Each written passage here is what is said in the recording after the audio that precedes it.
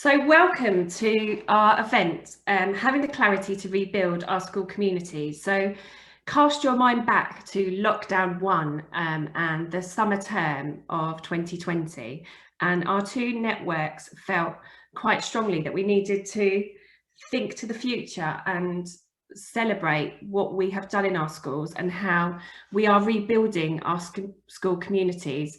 We were optimistic that the pandemic would be slightly more over than it is. Here we are in January 2021, nearly a year since that horrible C word struck. And we are rebuilding our school communities, but we're also finding our way through the pandemic still, as opposed to it being in the past. So today is a joint networking event from WomenEd Eastern and WomenEd South East. My name is Jo Lawrence, and I am network lead, one of the network leads for the Eastern region. And joining me with WomenEd today is Kate Brown from our South East region.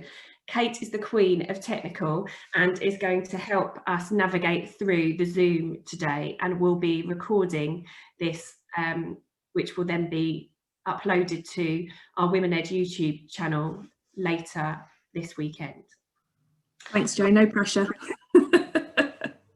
So WomenEd started in 2015 as a grassroots community.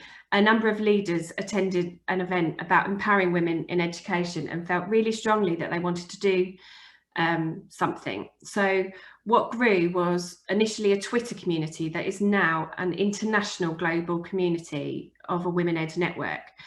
We represent these different core values of clarity, communication, connection, confidence, collaboration, community challenge and change. And within the Eastern and Southeast region, we've made the decision to always try and focus around these core values with any of our events. So we talked about having the confidence in the summer term, and today we are focusing specifically on having that clarity. So WomenEd has those core values, but in addition to that, we have 4 campaigns that we really do drive as a community to try and ensure we can make change with. So we are looking to increase the representation of BAME in leadership roles, alongside wanting to increase the representation of women in leadership roles, looking at reducing gender pay gaps, and anyone who wants to look into that further should look up Viv Porritt and a number of different blogs and articles that she has written regarding that. And we also want to advocate for flexible working practices. So who are we in our regions? Lots of people ask why we work together. This map represents where both our networks spread, and you can see geographically it is a very, very widespread, and we found that by working together we can join up. So here is our Eastern region and here is our Southeast region. So you can see we really, really do represent a wide ranging geographical spread, and that's why we work together, and have found, anyone that attended our Global Unconference, that by breaking the mould and using things differently and embracing technology, we can actually be much more impactful and positive. Now, we are still looking for network leads. You'll see where the blue dots are that there are elements that are still uncovered. And so watch out on Twitter following our next network meeting, where we're going to identify where we still need some coverage to support to ensure we truly are representing our regions well and with diversity. So today we have got some fabulous presenters to talk to you. We have Ian, who is going to talk to you regarding some well-being, and Rebecca Timms, who is going to give you some take on being a primary leader at this time. Sian is going to give you her secondary journey. Marianne and Lisa have had the good fortune of being ITT during this time, and how training to be teachers during a pandemic can feel. Leanne is going to talk to you about maternity. She is now, I think she'll correct me if I'm wrong, she's now 29 weeks pregnant and is navigating at this time.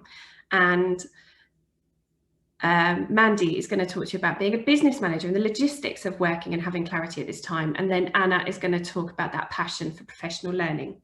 So without any further ado, I'm going to shut up and stop sharing, and I'm going to pass you over to Rebecca, who will be talking to us about being in primary.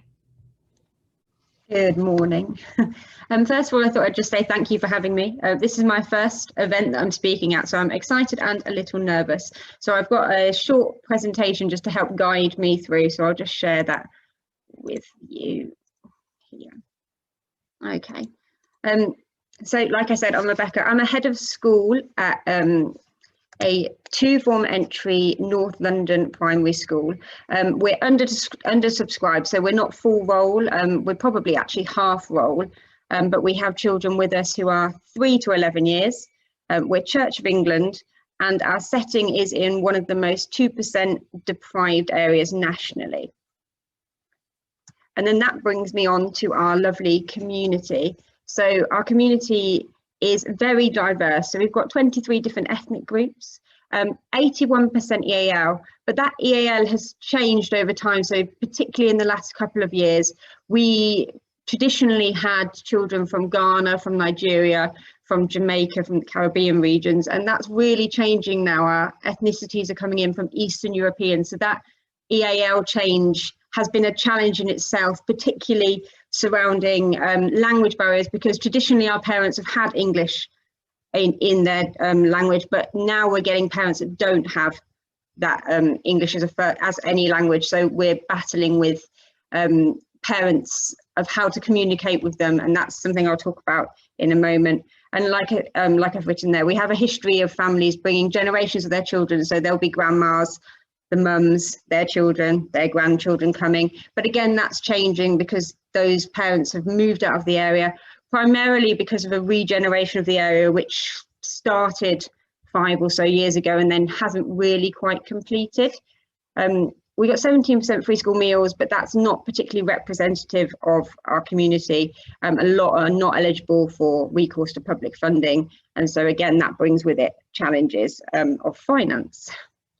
So thinking about clarity as a primary leader, something I thought I'd start off with saying is I think it's been incredibly difficult, and I'm sure that all the other panelists will say the similar things. I think providing clarity when things are unclear in the political climate, unclear in the education climate, and mixed messages may be given to us at times, it's been a challenge.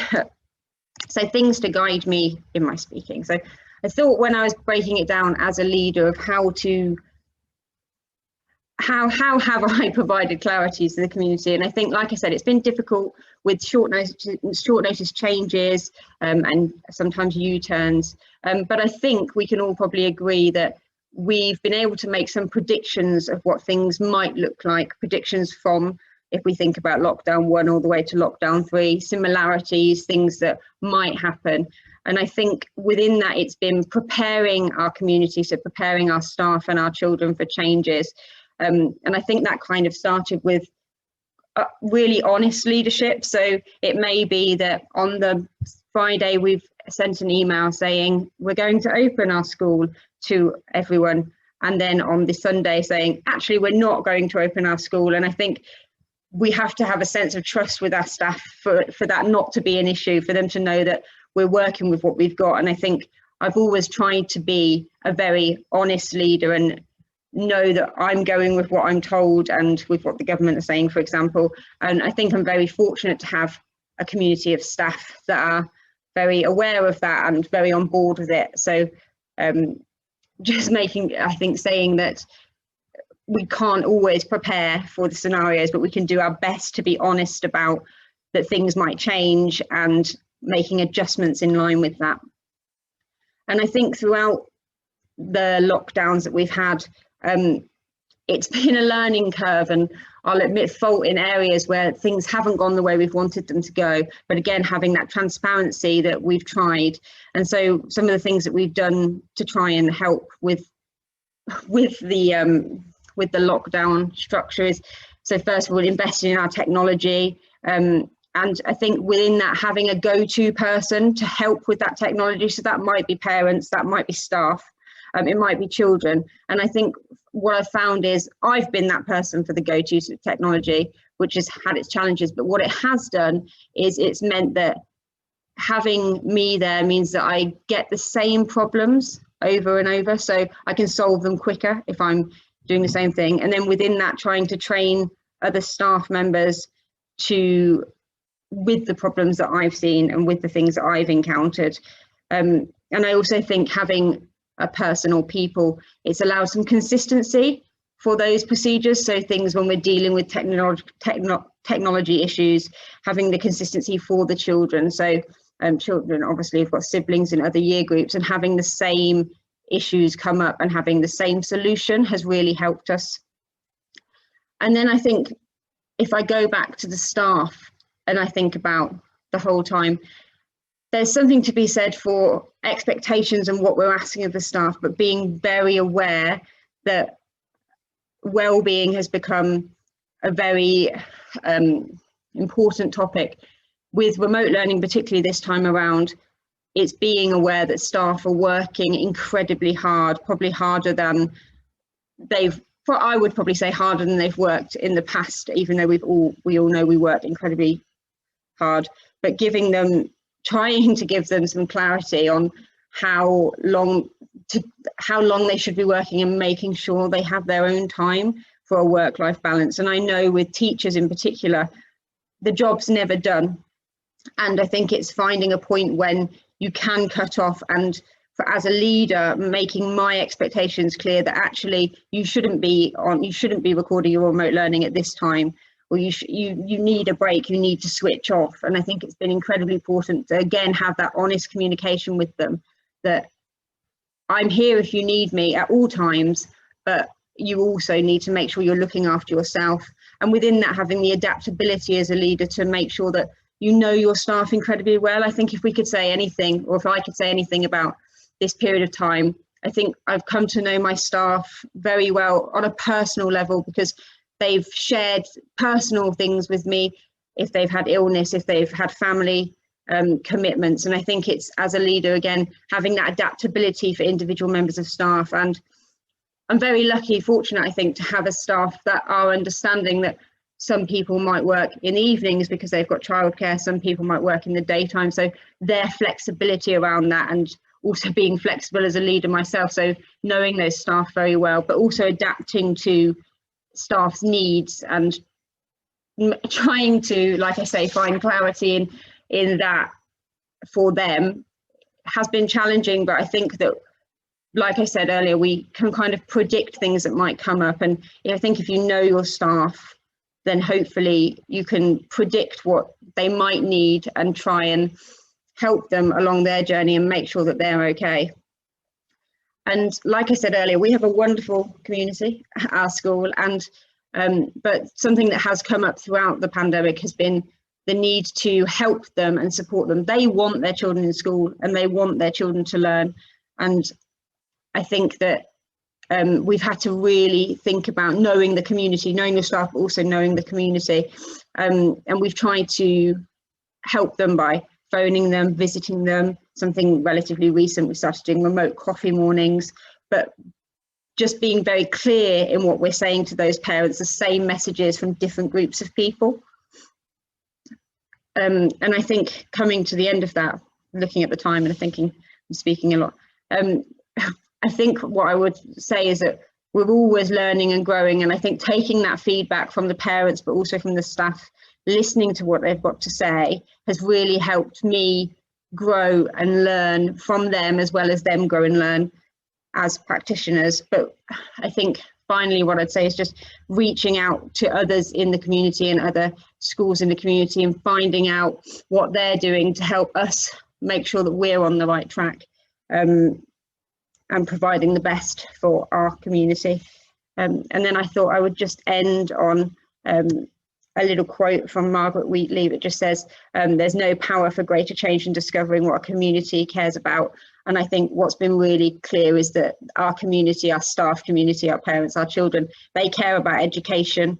And that, I think, is really the highlight of what I've learned throughout this and has driven me as a leader. And that is the end. Thank you so much, Rebecca, for sharing your journey as a primary leader, and also for being 10% braver I know Priscilla will be super proud of you for what you've done. And I think that message about us knowing our communities and being honest and trustworthy is a really important message to share with everyone. So thank you so very much. Thank you. I'm now going to pass over to our two initial teacher trainees, Marianne and Lisa, who Kate has convinced them to be 10% Braver Today and talk about their journey. So without further ado, I shall pass over to you both. Thank you. I don't know who you'd like to go first, because I think we're both sort of speaking slightly separately. I'm very happy to volunteer myself, if that's okay with you, Marianne. Yeah, go ahead. Cool. So yeah, I'm Lisa Stickles. I'm a trainee, as Joe explained. A funny year to become a trainee, I think everyone will agree. So I'm training to be a secondary PE teacher and in North Norfolk. And when I first signed up to do the teacher training, I obviously we weren't in a pandemic. It was prior that. I think it was the end of 2019. So I kind of didn't really have any sort of thought about how this was going to be until it sort of hit home, I suppose. I have put together a little PowerPoint, so I'm going to put that up just to help me with the flow, because this is quite new to me too. So just bear with me while I get that up. Can everybody see? Let's have a look. Yeah, hopefully you can see that. I don't know what's happened to the screen, but it's gone a bit weird. That's fine. Technology is not my forte because I'm a PE teacher, obviously, so you'll have to forgive me. So the first thing I wanted to talk about was when the pandemic hit and we were still in waiting to start our training. I suppose the uncertainty that caused for everybody and the need for clarity then, I think that was the biggest point that we've discussed with our tutor Kate on many occasions. So we had this, this huge uncertainty. The questions that were flying around everyone's heads were things like, well, how am I going to complete my training? What does this mean for me? What does this mean for the course that I've enrolled on? And we had to really think about how we were going to handle things. And all I can say is my tutor, Kate, the course leader, she was absolutely superb in providing clarity, and she always has a plan, does Kate. So we were very clear from the outset what was going to be done. And the great thing about Kate's plans is they're always evolving as well. So the plan always evolved every week if there was a change, because obviously Boris likes to change things up fairly regularly, as we know. There was a change into the plan. So I guess it was one thing that came out of this was that communication was so important at this time. And I think if we hadn't had regular communication with our mentors, our tutors, with the schools at this point in time, it would have been awful. And I think we would have felt very unclear about how we could complete our training. And it was made really clear, there are ways that we can work around this. We can work remotely. Yes, it's not ideal, but we will get through it. The year before, you had to endure some of this as well, because obviously we went into lockdown in the March before we joined. So yeah, it was that was the first sort of point of the year where I thought, right, we really need to try and figure out what's going on and how we're going to work through this. And one way that we did, that our tutors and our leaders suggested, was we started the year slightly later. So we gave schools longer to bed in that September period, because we're talking about the previous September. And we started in schools a little bit later to allow them to find their feet, to get into a system that worked. Obviously, they had to work with social distancing in mind and wearing masks and all that stuff. So we allowed the schools some space to do that, and that was a strategy, I suppose, that we had as a skip provision. And I suppose another area that I really needed to think about, and I'm sure everyone involved in skip did too, is how on earth are we going to help support teachers adequately during this time? What do we need to consider being in schools? So simple things like, how can I actually do my job well in this pandemic? Especially being a PE teacher, I was worried about, am I going to be able to get close to the kids if I'm coaching them? Am I going to be able to demonstrate properly? Am I going to be wearing a mask all day long? How is it going to work? And I guess having an initial meeting before I joined with my mentor at school really helped me, because it became very clear they had a really clear plan how they were going to work the school. They had separate areas for separate years. And actually, on the whole, there was very little disruption for the children in terms of how their lessons run. It very much seemed the norm for them. They got used to it really quickly because of the organisation of the school. Everything worked really, really well. So I think whilst it was a worry for me initially, finding out how I could help and support teachers. And I think what really helped me was thinking, how can I get into school and really support them in this difficult time? So it was helping with things like the rotas. You know, they've got obviously rotas where people are having to help clean equipment. It sounds silly, but, you know, little things like that, or manning areas, or being on duty, so that the extra work that the school is having to do to keep the children safe, you're sort of putting your hand up and saying, well, look, I can help with that, you know, because you might not be able to do as much teaching as you initially planned. How could I support pupils? So this obviously goes a bit hand in hand with supporting teachers. Again, when we hit the second lockdown, so the one that we're currently in, this is when this really became a worry for me, because being a PE teacher, I really didn't know how this was going to work. Like, how on earth am I going to teach PE classes? I'd got to the point where I'd started to build up a brilliant relationship with the kids that I was working with. My teaching was coming on. I felt like I was progressing in that. And then all of a sudden we're in lockdown, I'm working from home. It's probably the worst subject to try and teach from home. So however, after conversations with my mentor at school, with our course leader, we came up with a plan, another one, and we've got a really clear way that we can help support pupils, and setting regular work via Google Classroom. I'm recording some live lessons, setting fitness challenges, all of those sorts of things, and you know, everyone's been brilliant in just coming together and finding a way through this without it causing mass chaos. And you know, it constantly has to evolve, otherwise there's no way that you can make things like this work. It's just always evolving, really. And I suppose the final thing for me, especially, I'm a mum, so I've got 2 little boys at home, and clarifying, especially during this second lockdown, how on earth am I going to manage all this? I've got 2 little boys at home that I'm trying to homeschool. Are the school going to be sympathetic of that? You know, are they going to know that I can't be available every hour of the day? Am I going to be expected to teach live lessons during the day when my kids are running around in the background? You know, all of these questions came up too, and actually, I think what this has come to show me is that people are really understanding, and we found a way that we could make everything work. So I do some lesson recordings, but I make sure I do those when my children are not around, and they're not live lessons, thankfully. And I can work in the evenings, and you know, so I've managed to juggle it, and I'm quite proud of that. I think one of my coping strategies has definitely been that, just to relax and think, do you know what, you can't necessarily have a plan set in stone every week and have every single hour, you know, allocated to doing X, Y, and Z. You just have to kind of go with the flow of it and know that you're probably going to be working all weekend, but that's okay. You've just got to do what you can to make this work and to get through it, really. So just to summarise, the key takeaways I found from gaining clarity during a pandemic in teaching and training to be a teacher: acceptance. So we're in the situation, we've just got to accept it and try and make the best of it. Making a plan, let's always do that. It's really important, but also don't be afraid to change that plan, because often you try something and it doesn't necessarily work first time. Keep communicating, keep talking. Don't sort of shy away and bury your head in the sand. You know, just keep talking. If you've got a problem, you've got to share it with people, otherwise things won't get resolved. This is really important for me. Don't compare to others, because there's so many other trainees who are handling this differently, and it's because they can, and they teach different subjects, and it works for them, and you know, it doesn't necessarily work for me. So I find that, you know, following your own path is really important.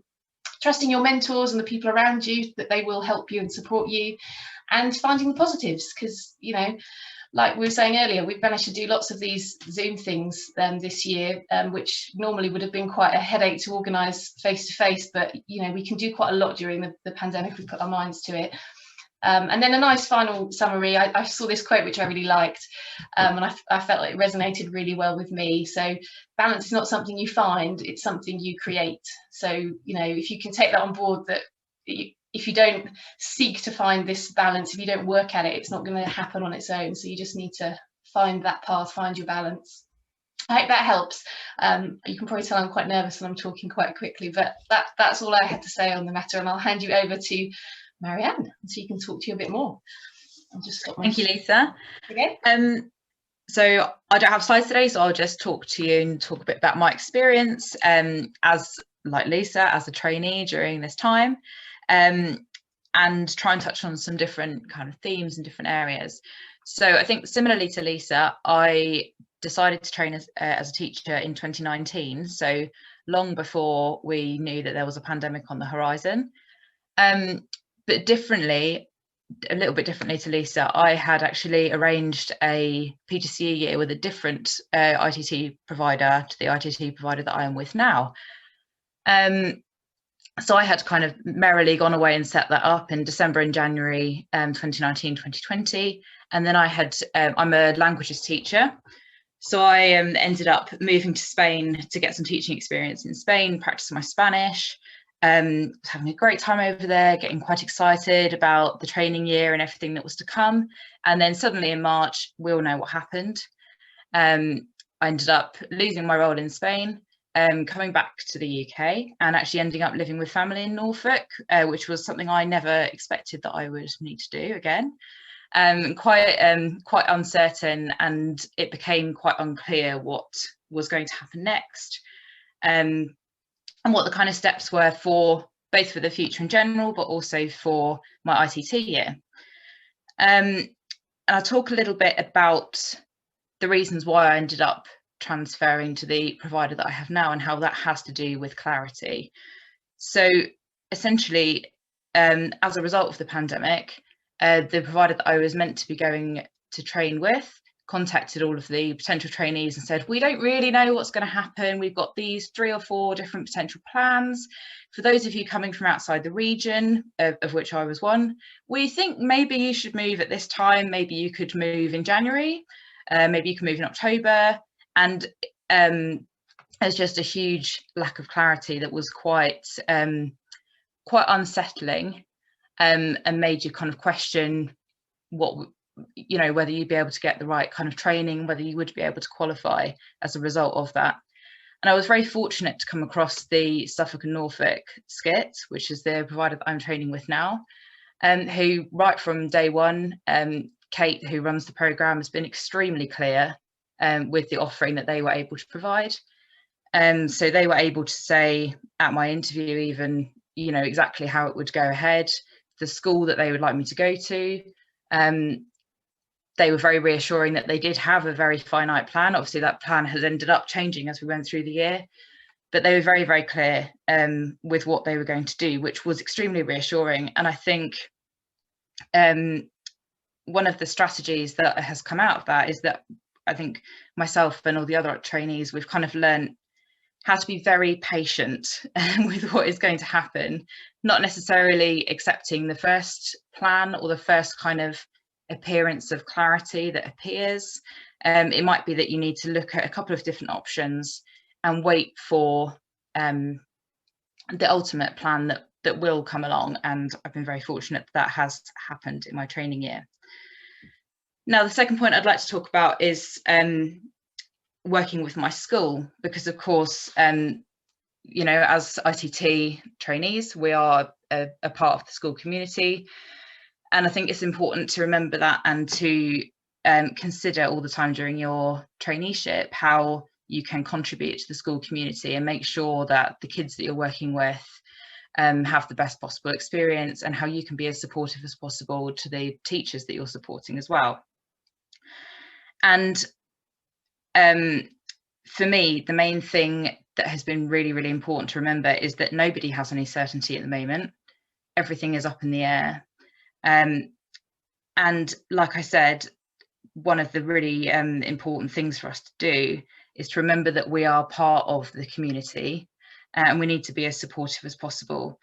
So part of that for me has been giving people in my school community the space to regain the clarity, and to come up with a plan before expecting, you know, not expecting the answer to come straight up, and being patient, waiting for that plan, and anticipating that, for example, teachers needed a few weeks at the start of term to come up with new procedures, as Lisa said, that students needed some time to get used to the changes that have come up, And maybe those changes in my subject won't have been as severe as in PE, but for example, we needed to learn how to teach languages without playing lots of kind of silly games and without being able to sing songs and things like that, which has been quite a shift in the kind of pedagogy that we use.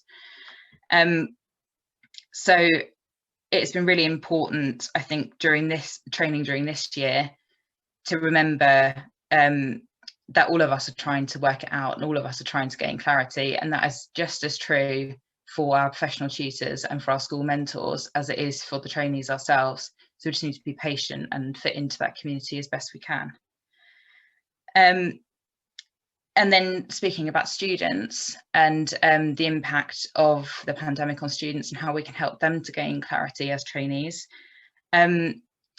I think actually an unexpected benefit of training this year is it has become really, really, really clear that good routines and really, really clear relationships and extremely kind of certain expectations in the classroom are really important.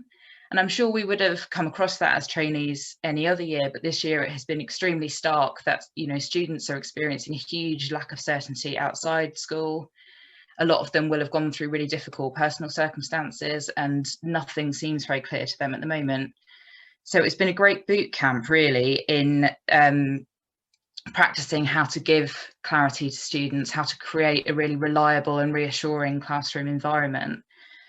And I'm sure that has actually, in a strange way, been quite beneficial to our training year, and hopefully that will have allowed us to gain skills that can help us to contribute to much clearer and much more productive school communities going forward when we enter the profession as NQTs.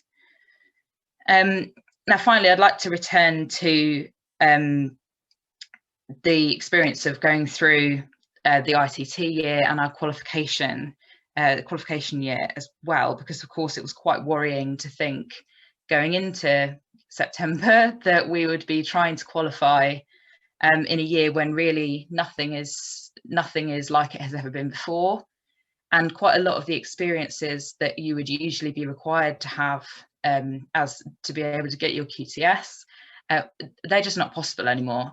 So it was quite unsettling to think actually there's an awful lot of change, everything seems very uncertain, and we need to make sure that both that we can qualify but also that we can make sure that we've got enough experience to become productive members of the profession and contribute to the profession once we enter it.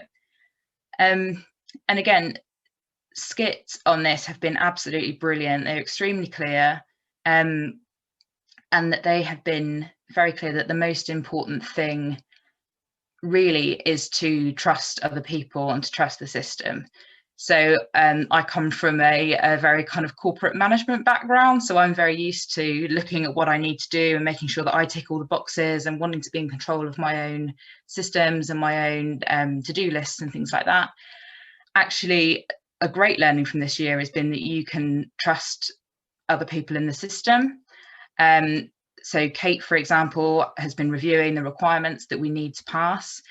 And I trust her that she has put together a programme that means that despite the lack of clarity and despite the opportunities that we might, in theory, be missing out on from other years, although that's debatable, I guess, that despite all of those challenges, SCIT are giving us the experience and the learning opportunities that we need in order to get our QTS and to pass and become qualified teachers. So I think one of the strategies that has become really clear through that is that it's really important to trust other people and not try to kind of catch up on every single detail yourself, and just to focus on the things that you do have clarity on and the things that you can work on to improve your practice and to improve yourself as much as possible as we can at the moment. And then if there is still time left over, so again, differently to Lisa, I am not a mum, so I found myself in the evenings with an unexpected amount of kind of free time with all the distractions that we usually have kind of closed off to us because of the pandemic. One great thing about this year actually is that if you have got that extra time, you can use that to explore opportunities that you might not have had without the lockdowns. So, for example, reading extra books that interest you about the teaching profession, or about different theories, attending CPD that's now online, and other opportunities again that are online, because actually I live in North Norfolk as well, and I'm training as a languages teacher. So because of the pandemic, I've been able to access language courses online that usually I wouldn't have been able to access unless I were living in London. So that's been an absolutely brilliant opportunity that I'm sure has opened up a lot of more opportunities for me, and has allowed me to be in a better position to contribute to the school communities long term as I go forward as an MFL teacher. So if that's a possibility time-wise, as it is for me, that's been an excellent opportunity for the trainees this year, I think, to get a bit of a broader perspective on the teaching profession and how they can develop. So just to sum up, I think one of the main takeaways from this year, I think I've touched on but haven't been explicit about for me, is that in addition to trusting other people, making sure that you are looking for opportunities to contribute to your school as much as you can and being creative in that, and also looking for unexpected opportunities that we may not have had in a normal training year. The most important thing is not to think about what should be happening, or also what other teacher training programs might be doing, because each program is managing this differently. So it's been a great opportunity to actually focus in on the clarity that we do all have as individuals, and to look at opportunities to really contribute as much as we can and learn as much as we can in the circumstances. So thank you very much. Thank you so much, Lisa and Marianne. Wow, I'm just in awe. I'm in awe of the journey that you both have been through, and sharing those very different, it shows same ITT provider, but two very different journeys. And a big shout out for Kate Sider, who is on the call, who clearly is a fantastic ITT lead in supporting and containing her ITT students. So we're going to pause for a moment, and I'm going to first go to Kate, who is going to share with you about the Menti, and then I think Sian's been messaging me quite a bit and is really keen to ask our presenters some questions. So we're going to move around our timetable as WomenEd does, and so I'll hand over to Kate and then I'll come to you, Sian. Perfect. Thanks, Jo. Morning, everyone. I hope everyone's okay and safe and well, and enjoying all the presentations as much as I am this morning. Just want to share my screen in order to show you the questions that we have for you this morning. So we've got 2 questions for you to consider, and in true teacher style, I'm going to introduce them both. So thinking about what you're going to pledge. Now, all of us here have shown that we are being 10% braver in supporting the WomenEd movement and taking that steps to share our truths and our stories. But I wondered, is there anything that you are going to pledge to the WomenEd community today? So that's the first question. The second question, oops, go to my next slide, there we are.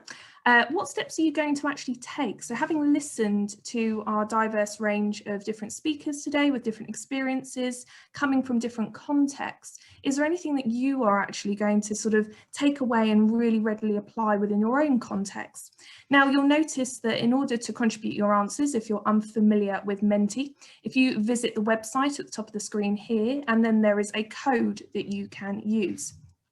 Or if you're even more technical, you can use the QR code and actually scan on your phone in order to submit.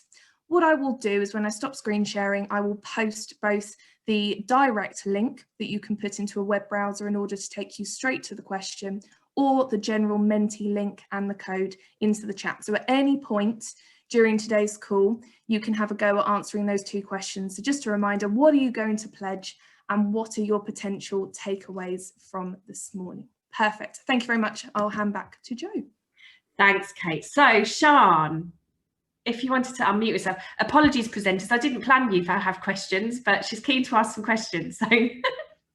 Sorry, it's just one question. I was so impressed with how Lisa and Marianne are managing during this year.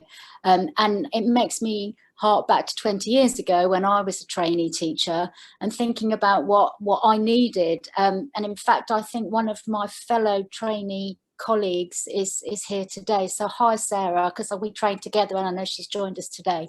I think probably my question is more for Kate, actually, working out the relationship between Kate and Marianne. I'm being really hesitant, Lisa and Marianne, because I don't want to terrify you. So I'm trying desperately to think about a way of wording this that doesn't terrify you. Because I think for me as a trainee teacher, one of the most important things was getting in the classroom and getting that relationship with the students and practicing my behaviour management. And I'm painfully aware that that's one thing that you're not able to do during lockdown. Hopefully you got a chance to do it from September to December, but I am painfully aware of that. So I just wondered, Kate, how moving forward, is there going to be any provision for your trainees to have that additional classroom experience, and how you're managing that so that these guys get that face-to-face experience, which is so important? And that's to you, Kate, without terrifying Lisa and Marianne, who I thought.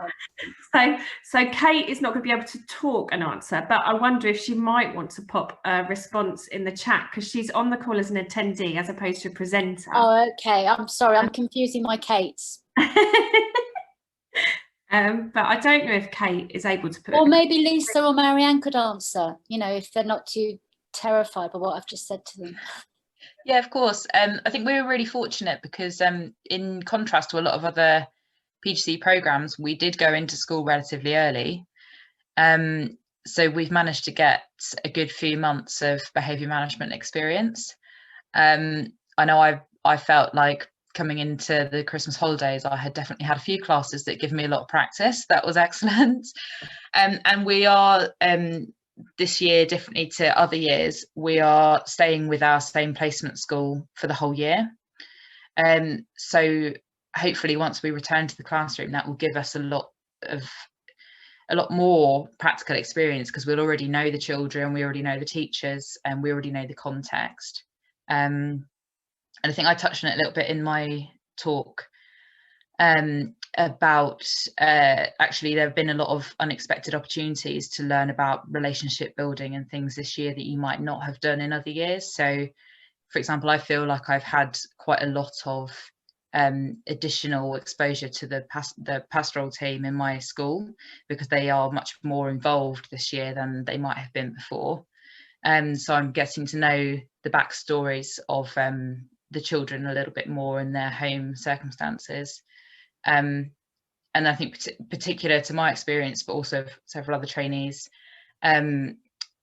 we are able to train in very local schools. So I'm in the unexpected position of training at my local high school in a very small town.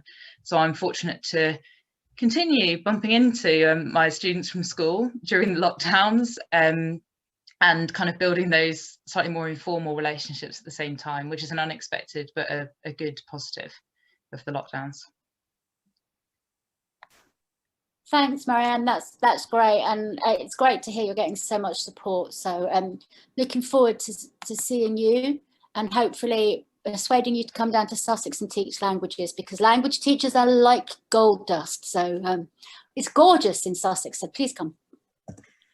Thank you. So without any further ado, we've touched upon it a bit already actually in those presentations, the importance of well-being at this time. And so I'm going to pass over to Ian, who is going to give us his thoughts. Okay, yes, good morning, everybody. And it's great to hear Lisa and Marianne there. I did quite a lot of work with Suffolk and Norfolk Skits, so it's great hearing their story from my position as a tutor and a trainer. Good morning, everybody, and well done for spending your Saturday morning in such a great way, networking with other people around what we're doing at the moment and trying to gain some clarity. And I'm going to be talking to you this morning about supporting staff well-being in schools. So I'm not going to talk about young people, children and young people, so much as the staff, and there's a particular reason for that, which will become, I think, obvious as we go through. You might want to have a pad of paper and a pen as we go through, because there's some stuff I'm going to mention later on that will make a lot more sense if you've got a piece of paper to write this stuff down on. So hopefully you've got something to hand. Well, I guess it's no exaggeration to say that there's never been a more demanding time to be working in education. Wellbeing has come right to the top of the agenda, judging by the media, but it's worth reminding ourselves that it was already a major concern for staff and students in our schools. And it's perhaps just that the immediate concerns of the pandemic have relegated some of those previous worries to a lower order. So perhaps over the next 8 to 10 minutes, I want to just give you some brief pointers and reflections about what to consider in building and supporting staff wellbeing in schools, not just with the pandemic in mind, but actually also with a view to re-evaluating what should be important for staff wellbeing on return to face-to-face learning. And there was something that Rebecca mentioned earlier that I'll mention again in my talk. So something very significant about that quote that she used at the end. So 3 initial thoughts about staff wellbeing to get us started. First of all, to use a quote from Natasha Devon, who you might well follow on Twitter, is a really great speaker, writer with some very clear views about staff wellbeing. And she says that to ensure children and young people develop a strong sense of their own wellbeing, schools have to prioritise the wellbeing of staff. That's the way round it should go. So leaders in schools need to set the tone on this, and wellbeing, in my view, should be part and parcel of the culture, the language, the core values, the daily activity of the organisation. And it is, as some of the speakers have already said, it's about positivity. It's about the value of every interaction during the day. Because really teaching is fundamentally a relational profession. And how to maintain this right now is an enormous challenge, and because of a range of issues, not least perhaps the kind of isolation that we feel from the day-to-day little interactions that you had. That's that little cup of coffee in the staff room at break time. Those small incidental chats that take place around the school are incredibly important. So our understanding of wellbeing needs to be founded, in my view, on evidence and on research. We're an evidence-based profession now. And what I want to say is that it's not just about the annual wellbeing survey in schools. And by the way, if you do have one, there's no problem with that, but make sure that you actually make some changes and act on the feedback from staff. Otherwise, why do it? And it's not just about cakes for staff on a Friday or mindfulness on a Wednesday evening. It's about so much more than that, and it's about a multifaceted approach. Most importantly, I'd say that we'll all struggle at various times in our lives, and this time is one such phase when most of us will do for all sorts of reasons during this pandemic.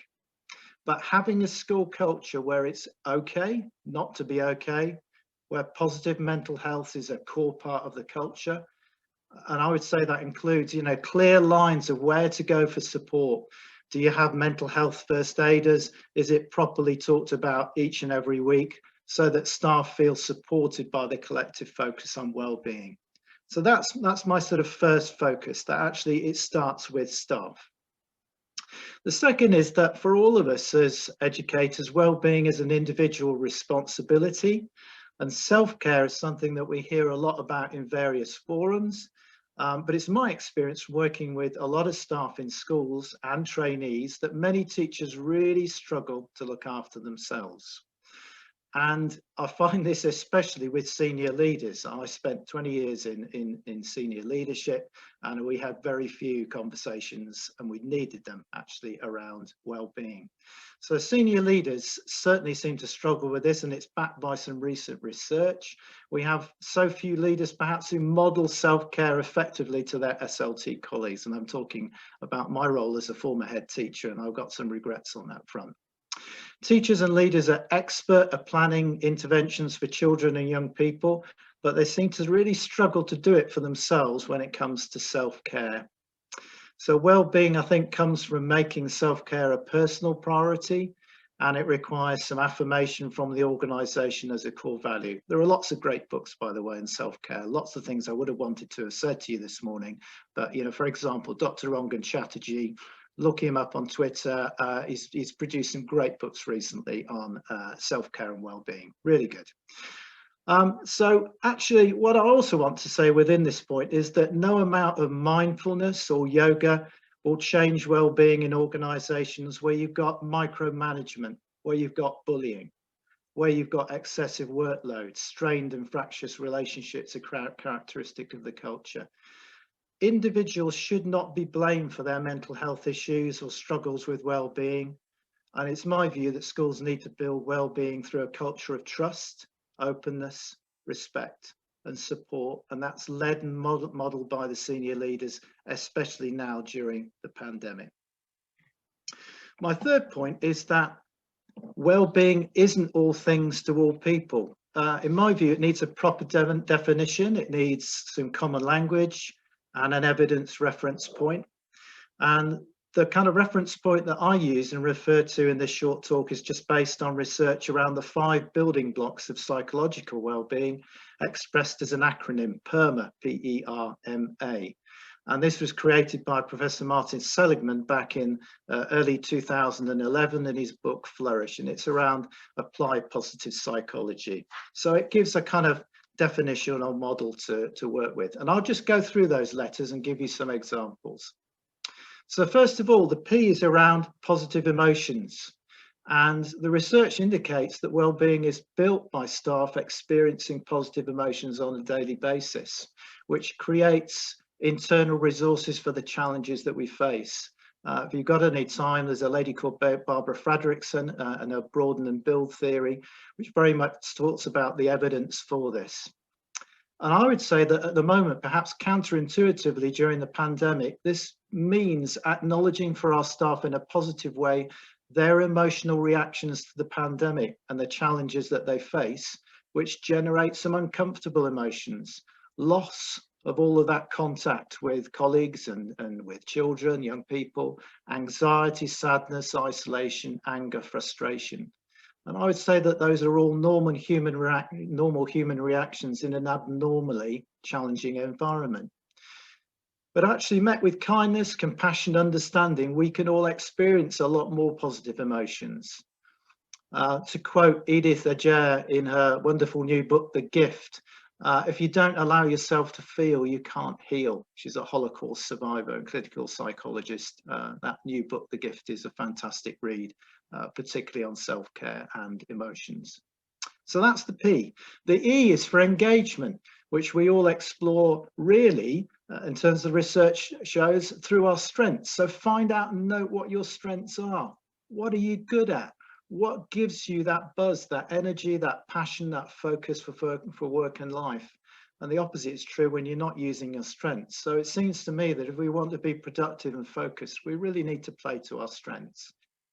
And that will perhaps give a balance to the daily diet of the focus in many organizations, not just schools, of areas of weakness, what needs improving, deficiencies, what not, this is not going very well.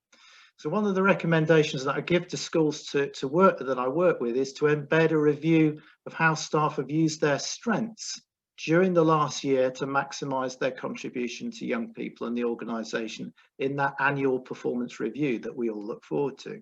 So that's an area to explore, I think, for engagement. It's a great way to also to get feedback from your colleagues.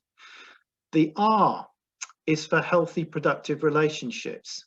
Teaching, as I mentioned, is a relational profession. As I mentioned earlier, contact with others now is remote, and we're all much more distanced from the normal human interactions that we used to have in a typical school day.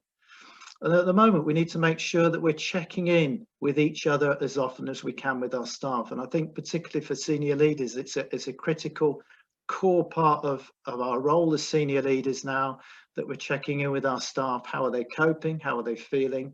Just to give some time to listen, really listen to their experiences. We're all different, but the research on resilience seems to emphasize the need for all of us to be able to reach out for help when we need to, and the need for honest, direct communication.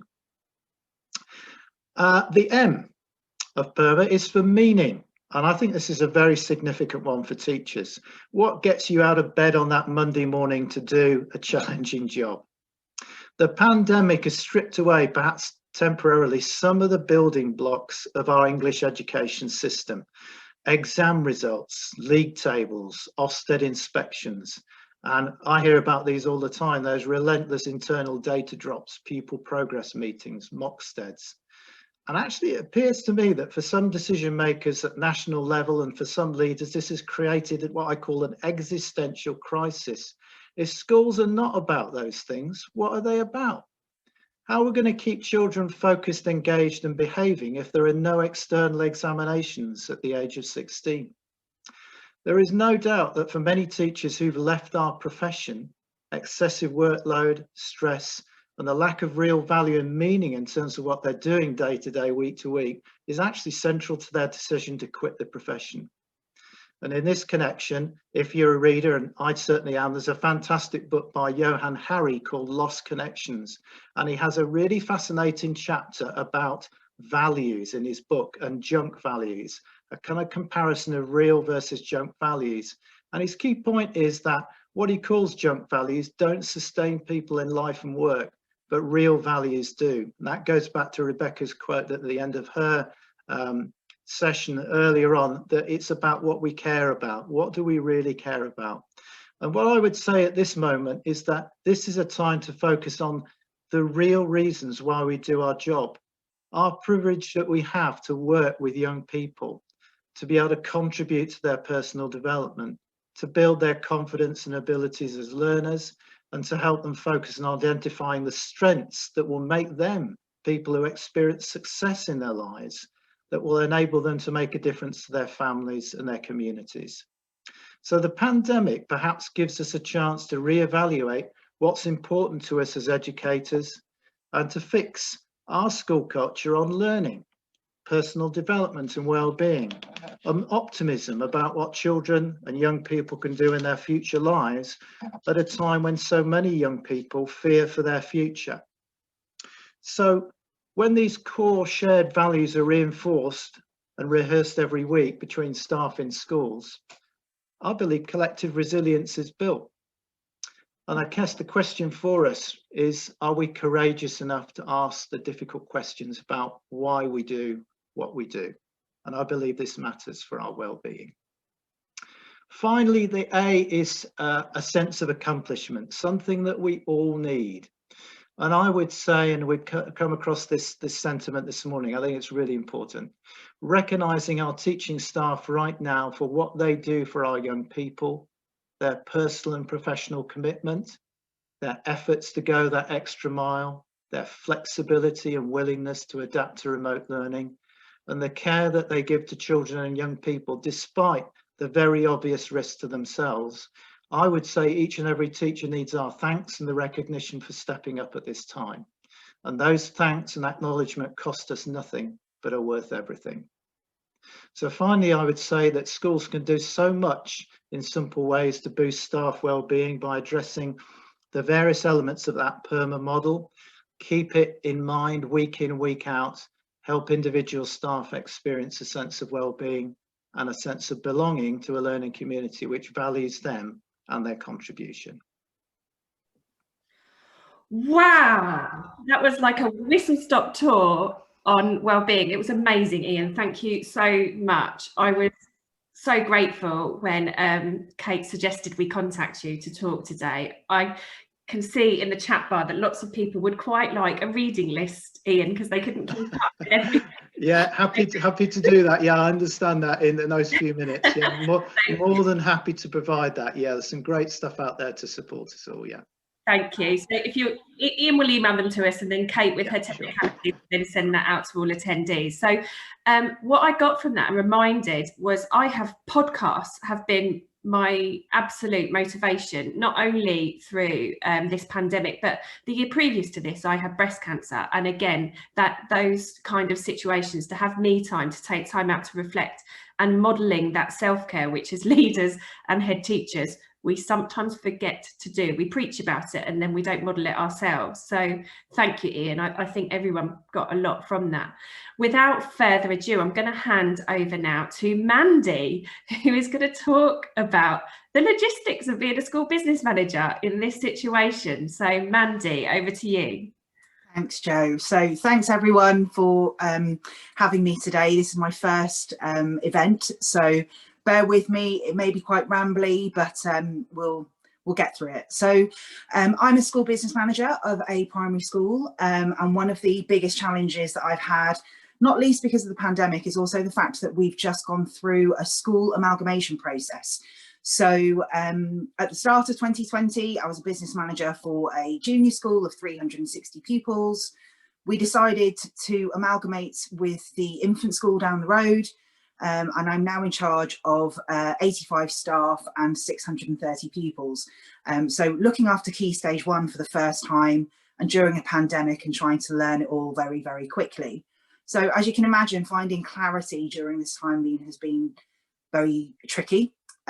Communication with our school community, both within the school, within our staff community, but also with our families, has also been challenging, because we've been looking at how we rebrand and how we rename our school, but also looking at how we can make it a slow evolution process and not make it a big bang overnight. So for a lot of our families, between the autumn term and coming back in the spring term, there's no real changes that they can see. There is a new name of the school, the website name may have changed, the signage might have been slightly updated, but we wanted to keep that kind of reassurance and that security for them to feel that actually it's still the same school that you know and love. It's still that staff team that have got big smiles on their faces that want to see your children. I'd say in terms of being a school business manager and seeking clarity at any time is pretty difficult, because we do tend to spin a heck of a lot of plates.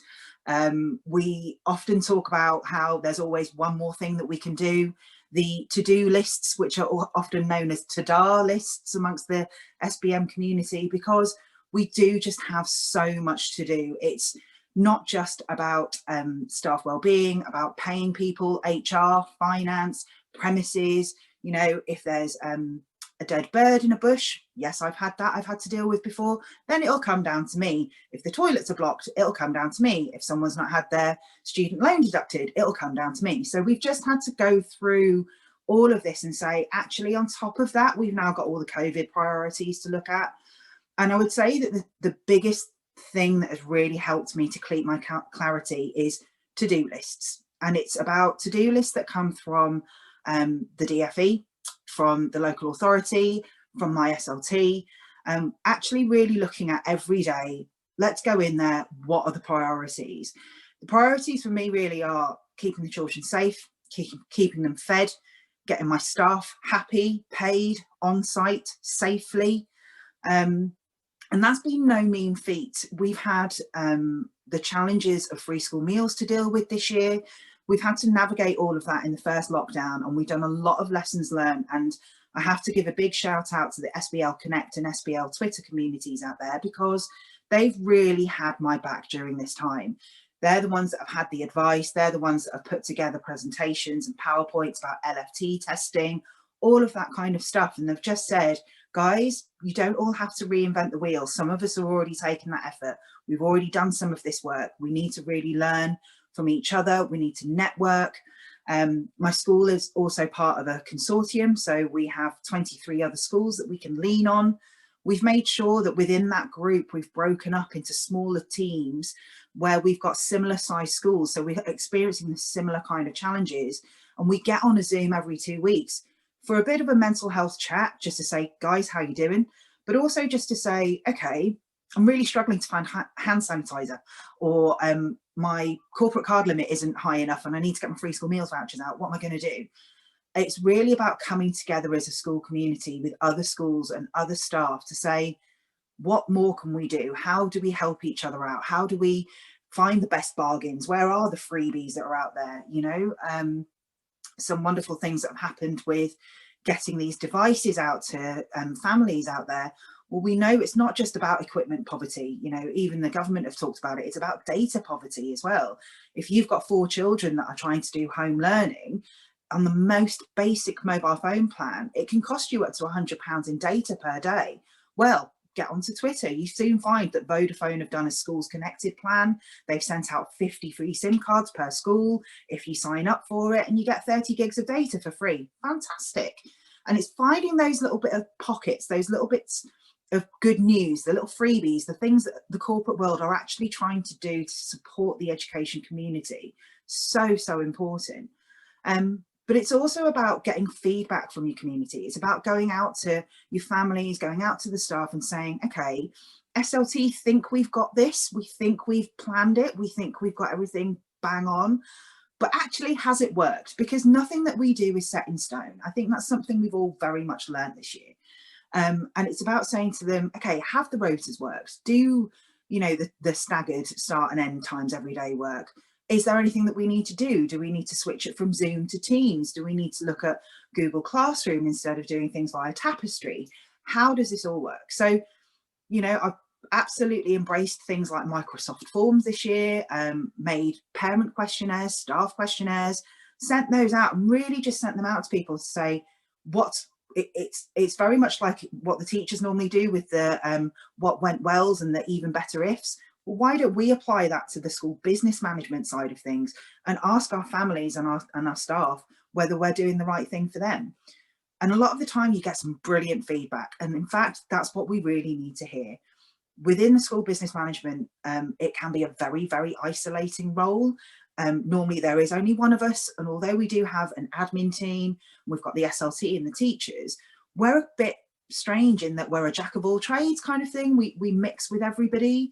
But by having that feedback come back, to know that what you're doing is going well, to know that all those sleepless nights that you've had, all that planning, all of that DFE guidance that you've had to digest at 10 o'clock at night, the fact that it's gone through and it's communicated well is brilliant. And also to have constructive criticism to say, yeah, no, it didn't work, but maybe if we try this, we could tweak it.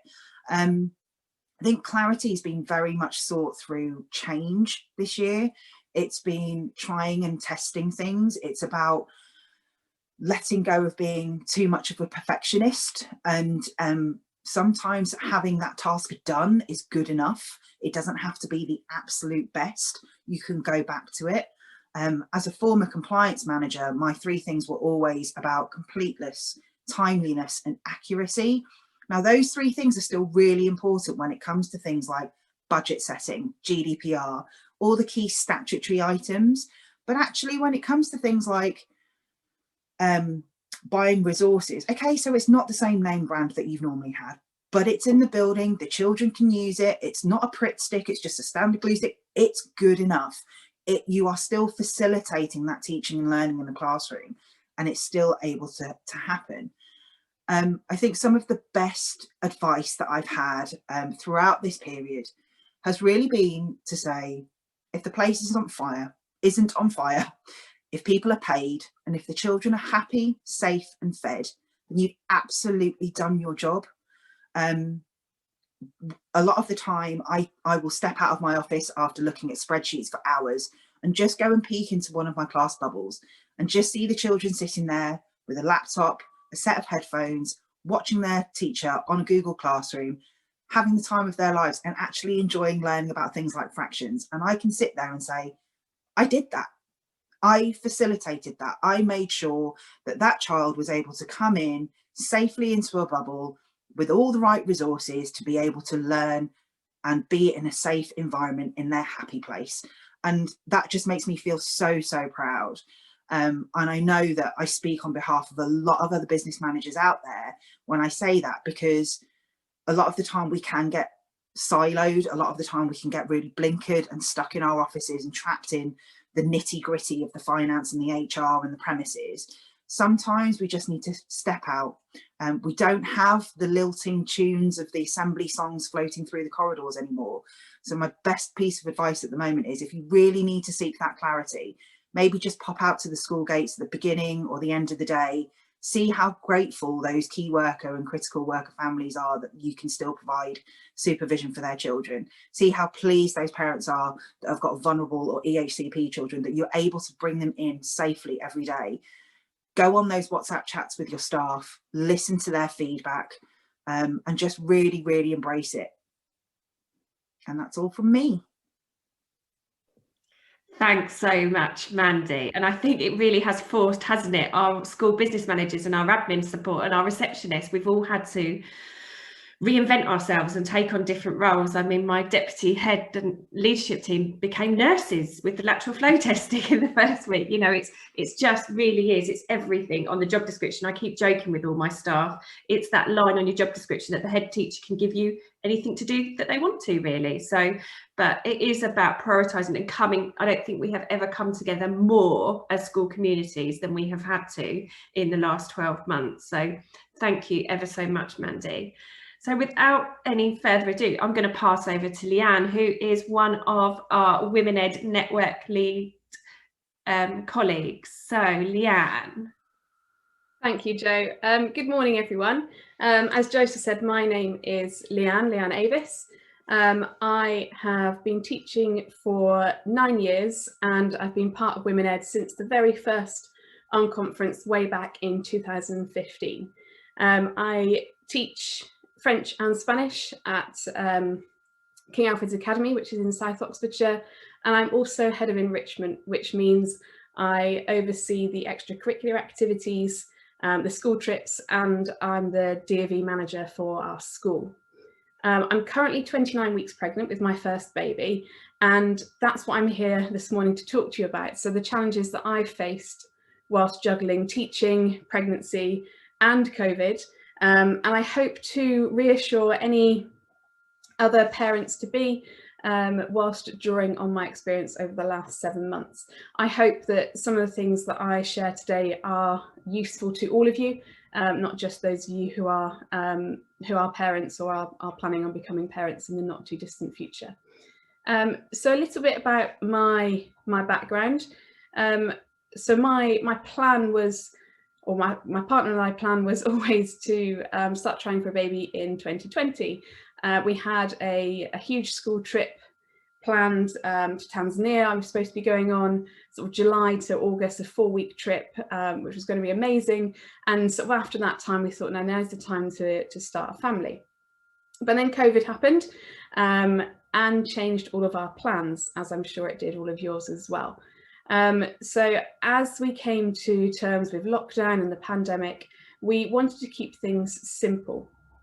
So we put our plans on hold to start a family, and I got into the swing of sort of practicing with online lessons and setting work in a different way. In June, I decided to be 10% braver, and I applied for a new role. So the job that I'm doing now, the head of enrichment role, was new to me in June. But I sort of had that deep down feeling that I was living 2 lives. I had that one life, my home life, where I really wanted to be a mum, and I'd put those plans on hold, and we were sort of thinking, you know, what's going to happen in the world, what we're going to do. But also on the other side of things, and I think some of you might be able to sort of understand this sort of pull. I wanted a career. I didn't want to throw all that away. Like I said, I've been teaching for 9 years. I absolutely love it. It's what I really want to do. I've always wanted to be a teacher since I was about 4 or 5 years old. And I was living in between those two lives, that wanting to be a mum and wanting a career. And I couldn't see how I could do both and how I could have both of those lives. But as time went on, I got the job, and we settled into that routine of starting that changeover really remotely, which was really tricky, as you can imagine. And I found out I was pregnant in August. It wasn't ideal timing, but then, as I've learned now, when is. And because initially I thought it would have been ideal if I'd spent a year in my new role, and I worried a lot in the beginning about how my SLT would feel, and how the staff would feel about the announcement that I was shortly due to make, that I'd taken on this new role with in the back of my mind thinking, actually, I want to start a family quite soon. So what were my key challenges? I suppose as we went back to school in September, after many months of lockdown and online teaching, and getting used to a new job, which where I hadn't actually seen anyone face to face to discuss that new job and my new responsibilities. But at that time, I was then with baby on board. I also sort of in my personal life, I didn't want to tell anyone about my pregnancy until I was 12 weeks, that golden time. Because of COVID, I hadn't seen a doctor face to face. No one had confirmed it apart from a little stick that I'd weed on in August. So even sort of from about 5 weeks pregnant, I went to have a telephone conversation with my doctor. And then we finally got to that 12-week scan date, and I cried all the way through it. And I just couldn't believe that this had happened, that it was sort of this new part of my life that I actually had to get really serious about. Another challenge was that COVID was still around. We'd hoped perhaps in August that it would start going away, but naively thought it might start going away, but it certainly hasn't. Another challenge was the risk assessments. So I had to have a normal risk assessment for being a pregnant worker, and then I had to have another COVID risk assessment, because I went from being very low risk COVID to being quite high risk. And also dealing with the fact that people kept telling me how difficult it was going to be. We know teaching is hard. We know teaching and coronavirus is hard, but teaching with coronavirus whilst being pregnant is hard too. And lots of people were telling me that, oh, I wouldn't like to be pregnant now. It's, it's a really tricky time. But this is all I've known. This is my first pregnancy, and touch wood, so far it's been uneventful, and it's been quite straightforward. A worry I had just before Christmas, or only a few weeks ago, was that at 28 weeks, I would turn very vulnerable, so clinically vulnerable, and was facing working remotely again. But this posed so many questions. So my time just before Christmas was full of all these questions. How would my exam classes cope? How would my classes behave with their teacher's face just on a screen and a cover teacher in the classroom? And that sort of try and get used to that, which all those worries were taken away when we all moved to the remote teaching.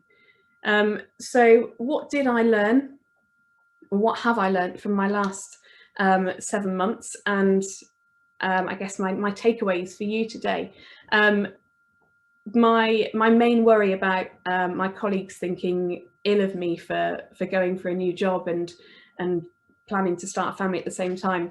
I've learned that people love hearing that people are pregnant. I've had nothing but positive comments and joy when I've told my colleagues. My head teacher in particular was really supportive. He was over the moon, really happy for me. And despite that initial positivity, I suppose I quickly found out that I needed to make myself the priority. And this is something that's completely alien to me. I'm someone who tries to do something for everyone, and then I'm at the bottom of the pile. But that advice is for everyone, and sort of drawing on what Ian said today, your self-care, your well-being is so important. So you need to make yourselves that priority. What do you need from others, from your school, to do your job and to do the best job that you can? And for me, that was, I needed the people around me back in September to wear the face masks and to keep their distance from me, because I knew that I was carrying something that was really vulnerable, that needed as much protection as I could give. My next piece of advice and my takeaway would be to read the guidance. School policy documents have lots of information, and they have been my friend. I've spoken to my union rep more times in the past 7 months than I ever have in the past 9 years. And I've asked questions of my school, what they expect me to do, what my options are. Not going through this before, I had to learn to ask questions and to find things out. I also befriended my HR manager, and she's been an absolute lifeline. Just before the October half term, she shared her personal mobile number with me, which was amazing. So any questions I had, I could ask her, and she's been fantastic all the way through. And then finally, reach out, look beyond your school community, turn to Twitter. You can ask me, you can see my Twitter handle is in my name today, it's @miss_L_Avis. And I don't promise to know all the answers, and I'm certainly no expert, but I will always listen to you, and I will help where I can and to build that community.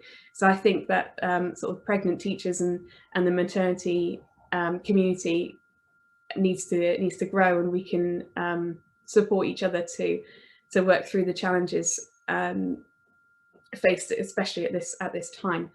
So thank you everyone for your time this morning, and I really look forward to connecting with you all very, very soon. That's it for me. Thanks ever so much, Leanne, and I am so proud to sit alongside you as one of my fellow WomenEd leaders.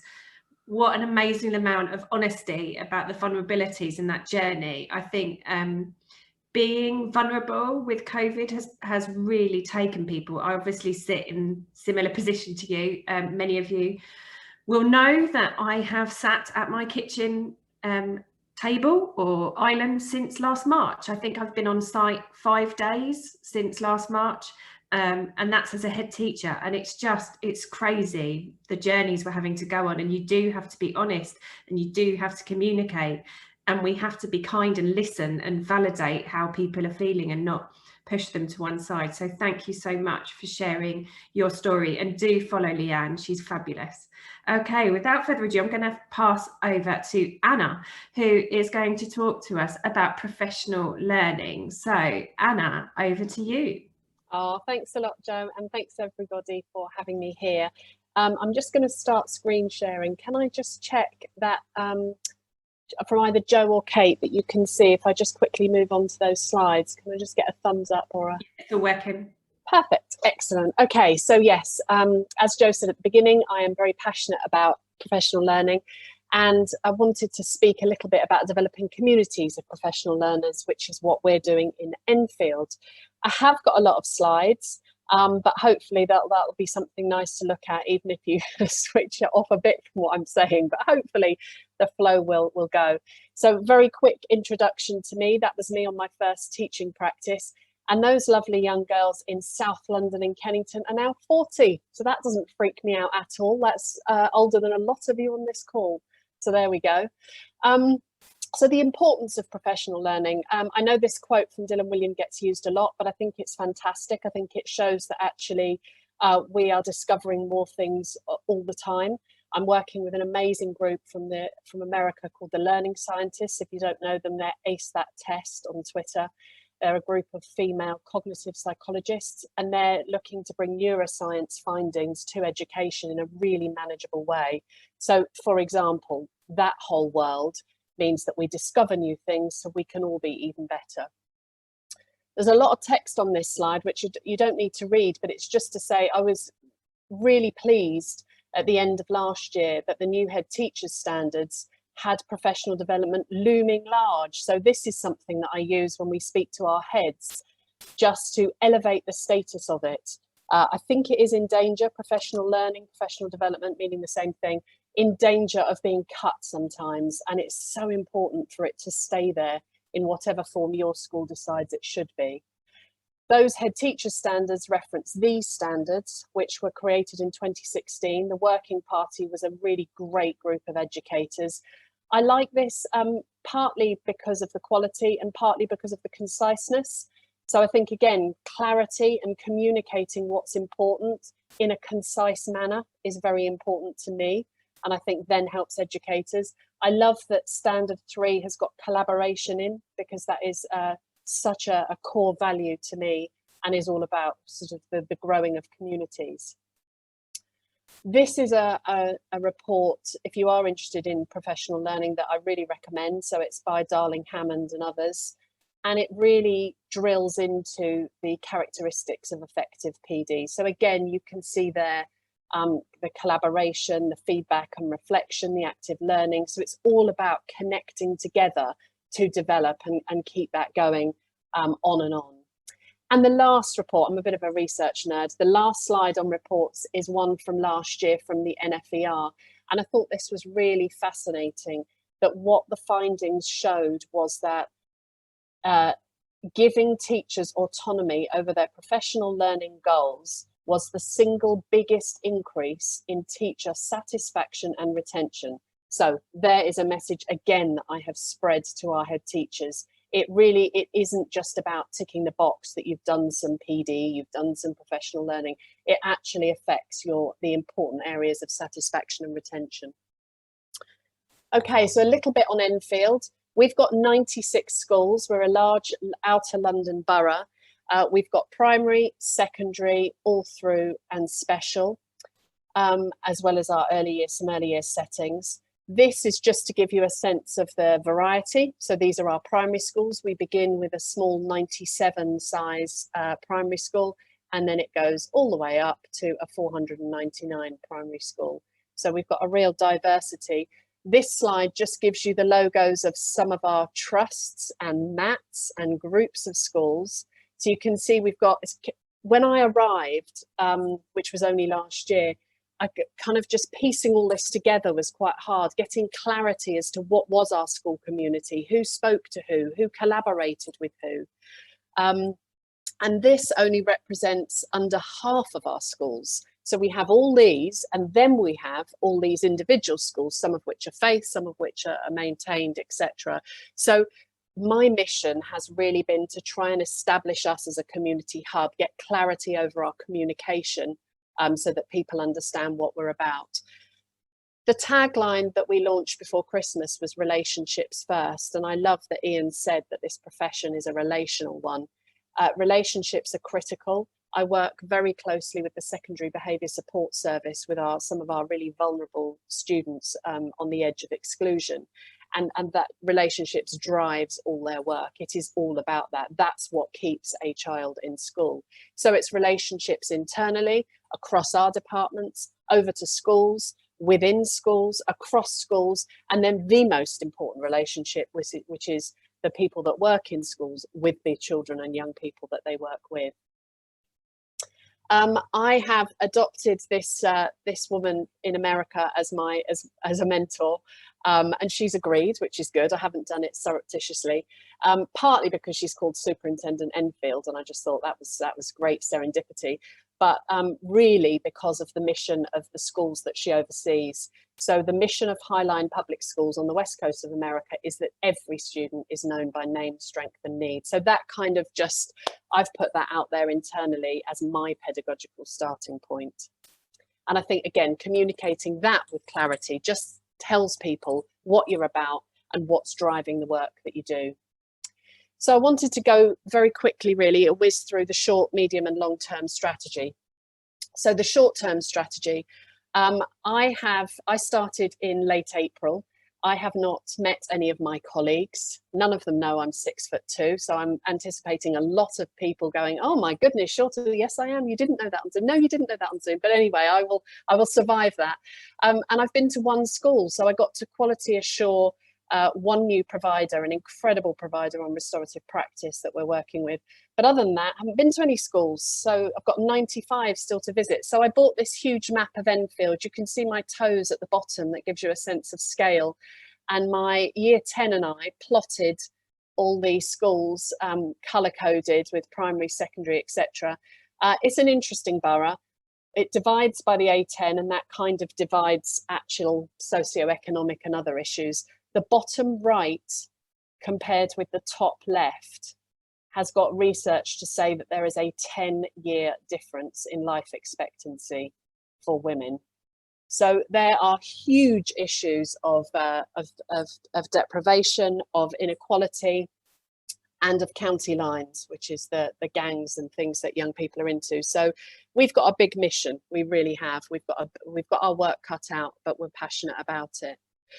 So another thing we did in the short term, and this was in my first term of starting, was to sort of hack an online VLE, a Mooc if you like, and put together, again, giving clarity as to what we were about. You know, we were about celebrating community. We wanted to make research and learning really accessible to people and not have it be, you know, an elite thing for just some groups of people. We wanted to put as many practical digital resources there as possible. And we wanted to give as much professional learning away as possible. So in terms of really celebrating voice of our community, one thing I wanted to share was that I asked heads for any successes back in May of teachers that were learning with digital technology, as some of our great presenters have said today, and were happy to share. So I interviewed these 12 wonderful teachers and wrote up a blog post. And it was just brilliant. I think it was Lisa that was saying earlier about she was doing some recorded lessons. She'd do that after her children went to bed. And I had exactly the same with one of these teachers. But it was so lovely to have these teachers celebrated with what they were doing. So again, this was about sort of the clarity of, us being about community and celebrating success. We also, as well as moving, as everybody did, all our professional learning online, which was no mean feat. And I've got 2 part-timers in my team and they were just flat out. We commissioned some no-cost professional learning. So despite inheriting a deficit, I then went and spent more money because I actually thought in the summer term we needed to bring some joy. So, for example, we have Mary Myatt, who gave a great keynote.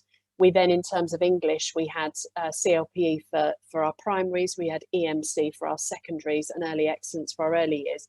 So real high quality providers, which again, in terms of a new person leading on professional learning in the authority, it just put a stamp to say, we're bringing quality to you.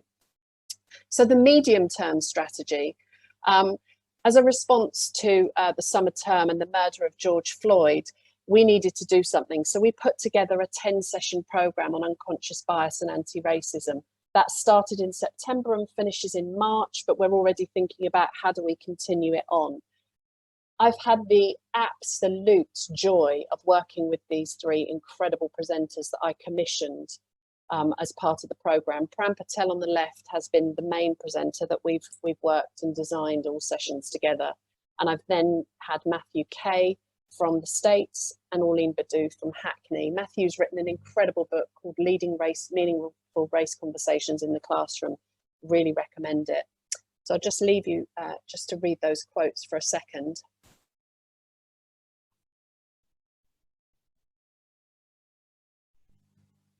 That's the power of professional learning. That's what we're aiming for, to give people a boost, to help them think, to help them reflect, to move them on, for us all to be lifelong learners. The other program we put together as a response to the summer term was one on digital transformation. And we put together a digital transformation pack that's quite extensive. And it was based on a framework that was co-created with SLT from primary and SLT from secondary. So it was that co-designing, again, it's just so critical to get up and running in the first term. And we continue to do that with our schools. You will get sent these slides, I believe, and there's a little YouTube link because we're lucky enough to be working with Diana Laurillard, who's the leading professor on learning technologies, back in UCL. So there's a little 2-minute overview that she does there.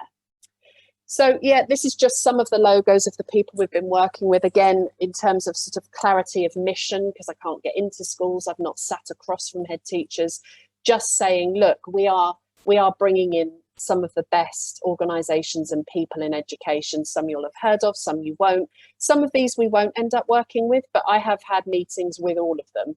And so we're just looking at, what's the best in education and what can we bring to our schools.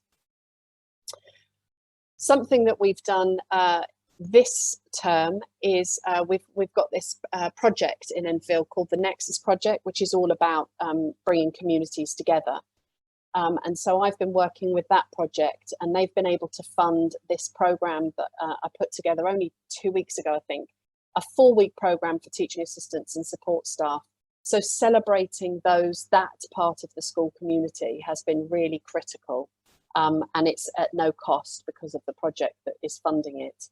I'll just leave you to read some of the quotes that the teaching assistants wrote after a session this last week.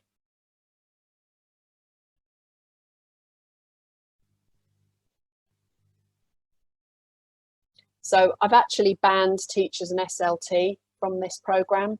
I've told the teaching assistants they're welcome to invite their fellow teaching assistants and support staff, but this programme is for them. It's not for teachers and SLT. So in terms of, again, hearing voice and voice of our community, somebody's already mentioned actually using Microsoft Forms. we use them a lot. It's been a really easy way to collect data. So sending those out and always having a free text box that just says any thoughts or key takeaways. And then you can export it to Excel and you've got your easy data there. We need that for funding, etc. But it's actually really helpful to give that voice. And then I can elevate the voice of those people that have contributed on those forms. So if you haven't used, I mean, we're on Teams, we use Microsoft with Office 365, but you can use SurveyMonkey and other things, and Google obviously has its own. Okay, so to finish off, the long-term strategy, professional learning or professional development for me is synonymous with community. So it's been really important to have that clarity that that's our mission, that's our aim, that's what is driving all that we do, and that's community within ourselves, extending out across schools, and we want to go in international as well. We're going to be advertising our new programme, which we hope to extend beyond Enfield, which would be lovely, in April for September. So we're going to be running on an academic year. And we've got 10 categories, but the two that I'm most excited about are educator wellbeing and pastoral and student wellbeing, very purposefully not called behaviour or behaviour management. So we've got some really great providers that are going into that.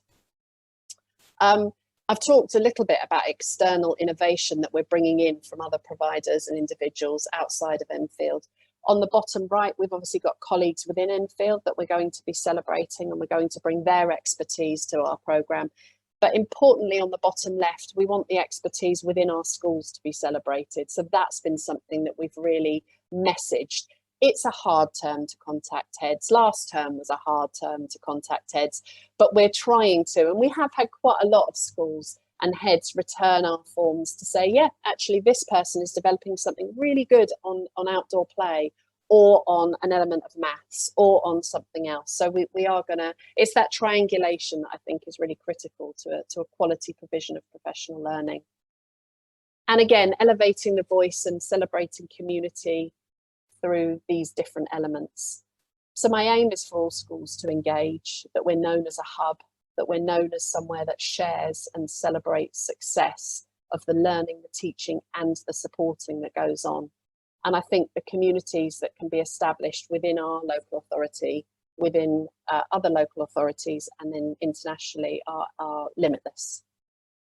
So I just wanted to finish by actually using another quote from one of our wonderful teaching assistants in the feedback. I just thought I can't better this really. So I've taken it from her, I've magpied it, and just want to finish on that note really.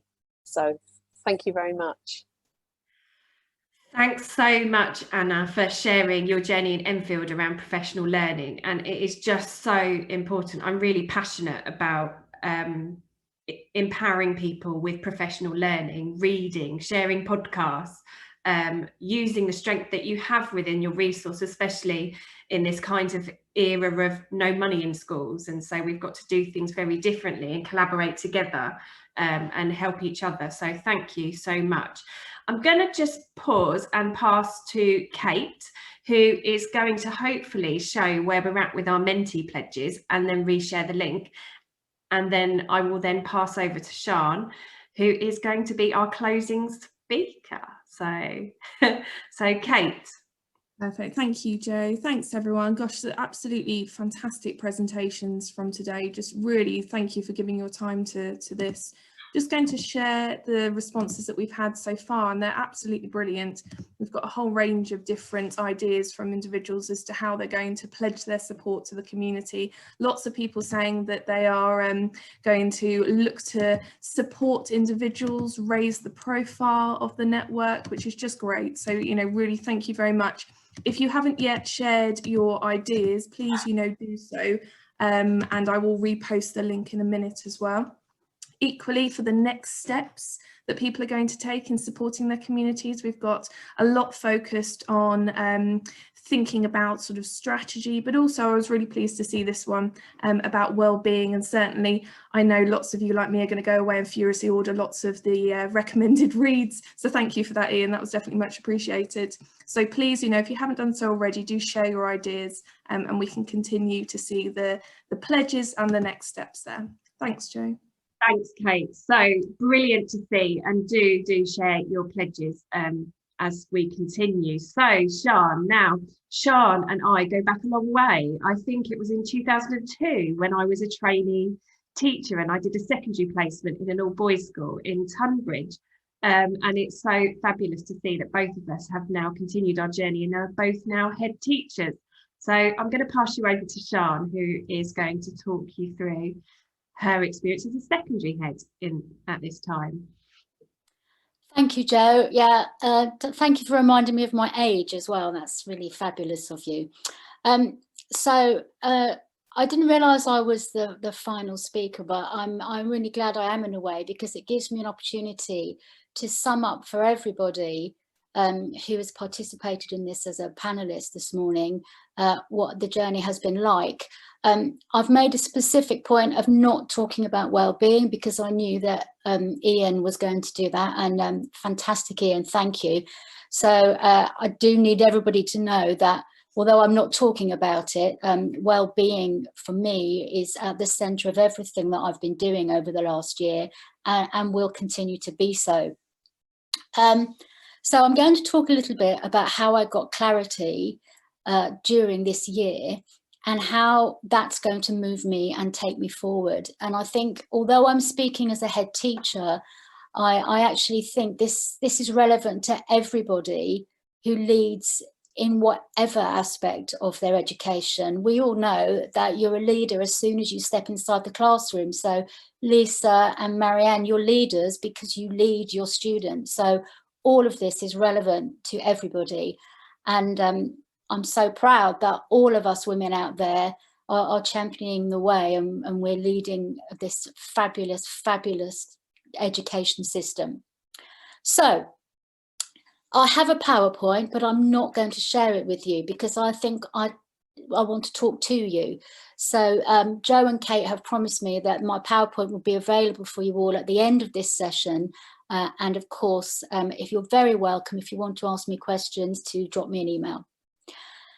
I've called my little talk to you the level playing field, because when I became a head in September 2019, I managed to be a head for about 5 or 6 months before the pandemic hit us. So I was a very inexperienced rookie head, if you like, and suddenly COVID provided me with the opportunity that I never thought I had, which was a level playing field. Here I was, a head teacher with challenges and terrifying opportunities ahead of me, and none of the other head teachers in my community had any experience of this either. So that made me more than 10% brave. That made me think, well, hang on, nobody else knows the answer to this. We're all in this boat together. So I can thrive. I can move forward, and I can accept challenges that normally I would go, oh, I'm not sure. I just need to check with someone. But one of the things was there wasn't time to check. So I used this idea that I was on a level playing field to push me forward and to give me that courage to make me 10% braver. And I am very clear that that's what I'm going to do moving forward. I'm not going to lose that capacity to think that I am equal to everybody else and that my thoughts and ideas are equally valid. And in fact, I can stand up with the greatest leaders in the country and do a better job. And I'm not going to say who I'm talking about, but I think we all know who could do with some leadership guidance from us. And that's all I'm going to say about the matter. So one of my go-to places is McKinsey's favourite phases of return. Now, McKinsey is a business model that I use, and it has been really helpful in making me structure how I work, how I move forward, and how I will go in the future. McKinsey looks at the path of the next normal, and his quotation is, while no one can say how long the crisis will last, what we find on the other side will not look like the normal of recent years. And so I'm going to use his model to talk to you. So I'm very open. The headings are not mine. but the content is awesome. And McKinsey works on a 5-heading model, and this is resolve, resilience, return, reimagine, and reform. And those 5 things are really important to me. So resolve is the first stage. And I actually asked one of my assistant heads, is it resolve or is it resolve? And we didn't know the answer, but I quite like breaking that word up as an English teacher into resolve or resolve, because when I began on this COVID journey, we had to resolve everything. And one of the things I thought was, well, I don't normally think like this because I don't have to, but now I'm going to have to think differently. And one of the key things that we have all done over the past year, and I know you will all nod and give me the thumbs up on this, that we have in 7 to 10 days on average, planned, organised, implemented and embedded projects that would normally be 10 months in the planning and embedding of, because we didn't have time to go through Kotter's model of change and make sure that we're protecting all the depression and the grieving and the fear. We just didn't have time and we had to go for it. And then we had to add our own context and make sure that whatever we were doing was right for the context that we were in. And finally, at the beginning, which was really easy for me being a new head, so I had no fear, we have to jettison long fought, significant projects which are deeply embedded in our improvement plan and say, do you know, there's no point now. There's no point in us doing that. It's not going to work. We don't have the children in front of us, or we have different priorities now. So right at the beginning, I had the courage to say, that bit of the improvement plan, out. We're not doing it. Gone. We're doing something else, and we're doing it quicker. And I said this to my team, and it changed the vision of the school really quickly. And I was able to say, slash and burn, new vision, let's go. So I move on to resilience, because once we made those brave decisions, we have to have the resilience to keep to it. And I know that Ian talked a lot about that, but I just want to share with you how I kept my resilience going. And Ian, you'll be pleased to know I do model self-care. So if anybody emails me after 5 o'clock on a Friday or over the weekend, I will say, why are you emailing me? Go away, to my staff, and I won't speak to them until Monday morning. So resilience. Well, obviously, as a leader, it's our job to filter. We have to filter all the bad stuff that's coming down and protect our staff and protect our team. And that's quite hard, because when you're at the top of that pyramid and there's just you being that filter, that is exhausting and a very lonely position. And I've often heard people saying that being a head teacher is lonely. But do you know, I disagree. I absolutely disagree, because what I did was I used my team, I used my leadership team, and I made no embarrassed moment about asking them about every single decision that I thought was important. I trusted their decisions. I trusted their ideas. And at this point, I want to introduce you to something which I'm sure you've all heard of, but if you haven't, look it up. Cognitive diversity. I was so keen on cognitive diversity. I took all the strengths of my team and I said, I'm not going to send you out there to try something new. We can't do that now. You're good at this, you're good at this, you're good at this, so go away and do it. And these gave my team autonomy and power. And then they were passionate about everything I asked them to do. So that was really important. I also made sure that as a leader, I did it first. So I went out there and I taught remotely. I'm still teaching PSHE to year 10 remotely, which is really scary because we're on RSE at the moment. So trying to teach the year 10s how to put a condom on remotely is going to be much fun. So I'm not going to send you that lesson, but we did it first. So my leadership team went out there and we taught remote lessons first, and we invited our staff to come and watch us fail, watch us succeed, and we were happy to say we're going to do it first. I have a wonderful image in my office of what a real leader looks like. And there are two images side by side. One is a guy on a chariot whipping the horses, and the other one is the same guy at the front of the horses pulling the chariot with his horses behind him. And that is the sort of leader that you have to be. Ian and a lot of the other people speaking today have talked about relationships, and that was key for me. I didn't have a yardstick as to what my relationship with my staff should be, or my parents for that matter, but I've always been very honest, very authentic. What you see is what you get with me. So my leadership team will know that if I'm struggling in a leadership meeting, it's quite common for me to put my head on the desk. It comes back up again, but if they see this, they know that I'm thinking and I'm struggling, and they will join me. And I was very honest with my parents as well. I spoke to them like this once a week. I talked to them about the challenges. I talked to them about what we're doing. I drew the line at parents calling me by my first name, which they tried to do a lot, but I did. And the last thing that kept my resilience going, we've all seen this in education, and we've all got to remind ourselves of this, is asking what we're fighting for and who we're fighting for. So for me, it was for my staff, but most importantly, it was for the students, it was for my pupils, and it was asking myself to keep going, because you can do this and it's important. And then being almost thinking about my battles. Is this a valuable battle to fight? Am I wasting too much emotional energy fighting this? And is this battle important enough for the children? And if it was, I carried on. And if it wasn't, I taught myself to throw that away. And I trusted my instincts. Ladies, and Ian, sorry, trust your instincts. Trust that gut feeling. We know now, don't we?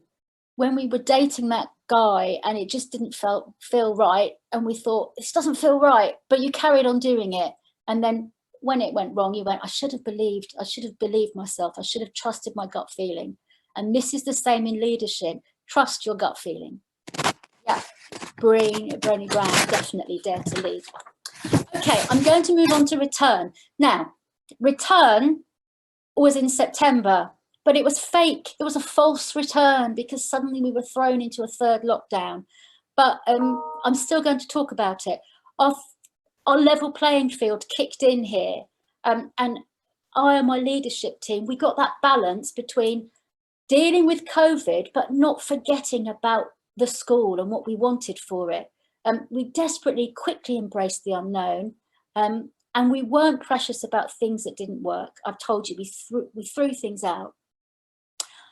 But we refused in September just to focus on COVID. We wanted our school to continue to grow and thrive. So we got excited about teaching again, and our inset day in September was about teaching and learning, whether it was remotely or face-to-face. We just refused to let COVID beat us. We wanted to go back to that core purpose and get our values back where we wanted. Everything we did was evidence informed. So we looked at what was great out there and we blatantly copied it without shame. We went to Oakwood Academies, we looked at it, we said, oh, we like that bit, but we're going to do it better. And we did something else. So when we return again, getting that balance between ignoring COVID and branching forward, moving forward and just saying, this is teaching and learning, this is pastoral, this is what we've learned, it's going to be great, is all about return, which leads beautifully into reimagine and being excited to embrace our future. So I've asked every member of leadership, and I will ask every teacher, what have you learned from COVID and what would you keep? And I'm sure all of you now could type into this chat something you've learned from COVID that you want to keep. And imagine if we had that list that we could just draw on and create something new, something completely new. So our remote learning practice and our use of technology, I've heard someone talk about, I think it was right at the beginning, about the staggered working week. So the shape of the working week for staff, the shape of the working week for students. how we can use online for training and CPD, online meetings, so we don't have to drive halfway across the country to go and see someone for an hour and then drive back again. That visual communication, which is so important. And I am going to say it, exams, assessment. Let's reimagine them while we've got the chance. Let's do it. Let's be brave. Let us go on to the last one, which is reform. And we can reform, we can change.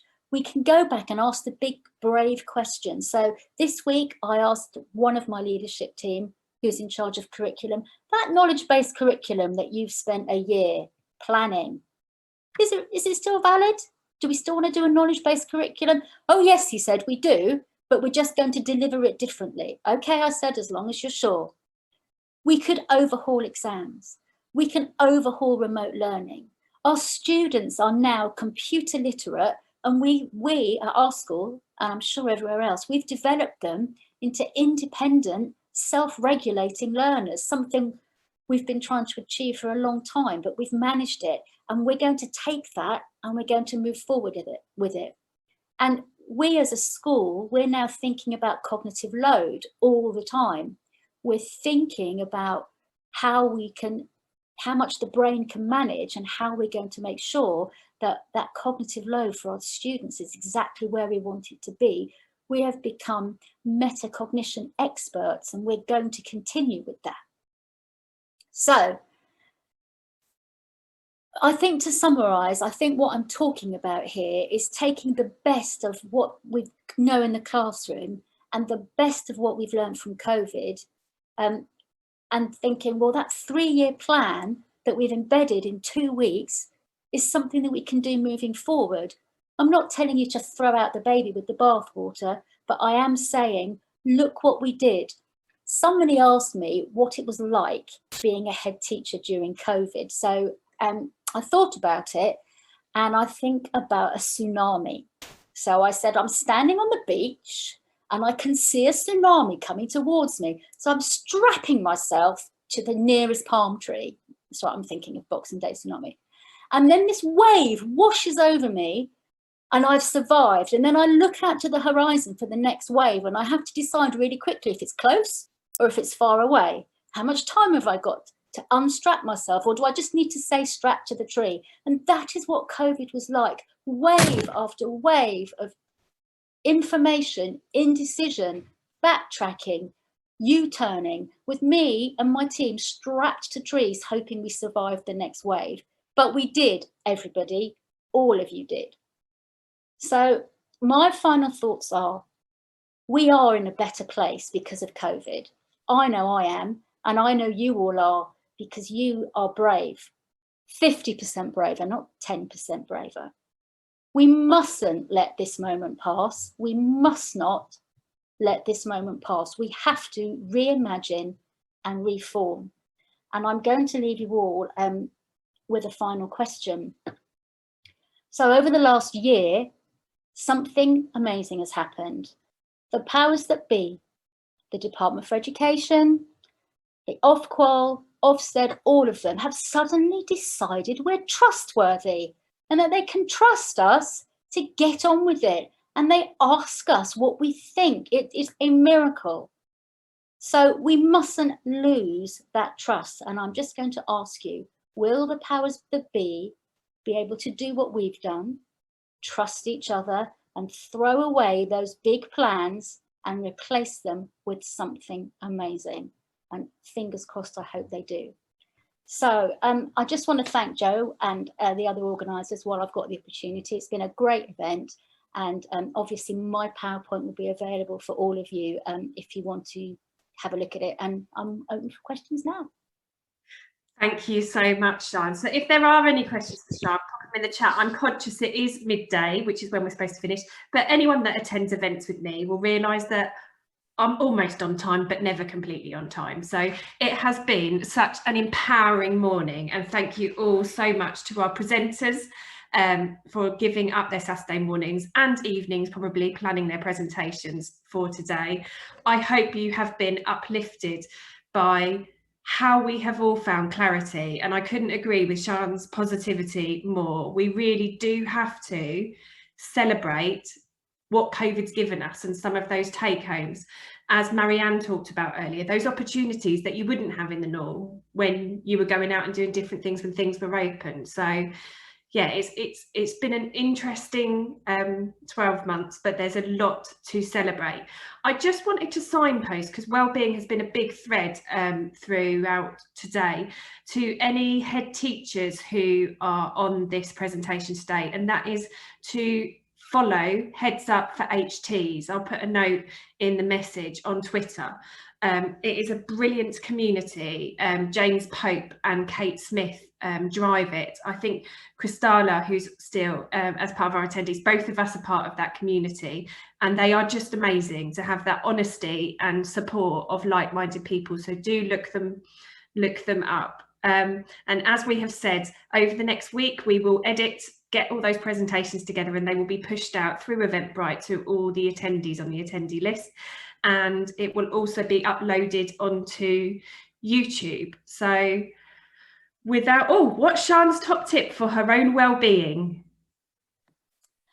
I'm not going to say drink wine, but I would say treat yourself as you treat your staff. So I'm no good to my staff if I'm not well. So whatever I nag my staff to do, I have to do myself. And it's really important that they do that and they listen to me. And don't take yourself too seriously. I've just done an outtake film of all my newsletters to parents, which I've sent to my staff this weekend, basically taking the mickey out of myself. So laugh every day and treat yourself as you want to treat your staff. Thank you, Sian. So yes, I don't think there are any other questions. So I just want to say a massive thank you to Kate, my co-host today. What you won't have seen is we've been direct messaging each other all the way through this, trying to reinvent it. Once the Menti pledges have all been put in, we will put a screenshot of those pledges onto the WomenEd Eastern and WomenEd South East. And finally, I just want to share with you that if you haven't already, please do look up these books, because WomenEd have now published 2 fabulous books, and they are brilliant. So Being 10% Braver is the recent one, and 10% Braver is the original one. So do look them up and do buy them if you want to understand a bit more about the WomenEd journey. Thank you very much. We shall finish that there.